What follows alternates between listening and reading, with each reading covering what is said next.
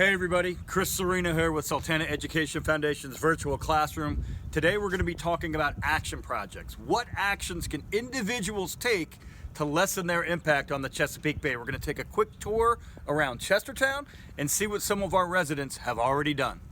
So one way that you can take action is to educate people about how their actions impact the bay. Whether that's making a poster that you put up in school, talking to an assembly, or doing what these Washington College students did here and stenciling a storm drain. You can see here it says, "Dump no waste, drains to the river."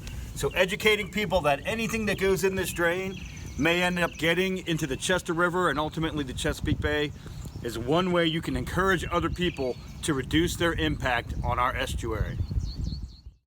So we're here at the headwaters of Ratcliffe Creek to show you another way you could take action, and this is literally by putting something in the ground to improve habitat. This is a wood duck box that was put here by students from Kent School. They studied Ratcliffe Creek, they realized there was a problem, which is wood ducks didn't have a lot of habitat to make their nests. They worked with Ducks Unlimited to acquire one of these and literally put this in the ground.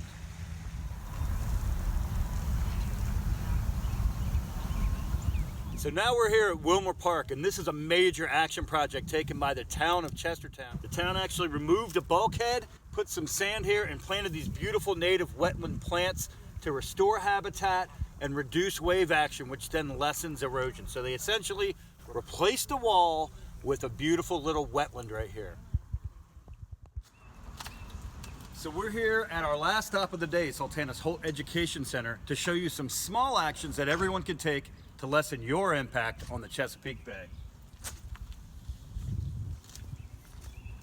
Simple things like turning off a light switch when you exit a room can lessen toxic emissions coming from power plants.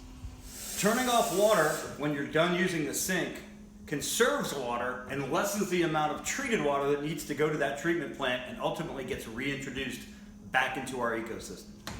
Making sure that trash goes in the proper receptacles keeps that out of our waterways, while recycling things like bottles reduces the amount of resources we need to extract from the environment.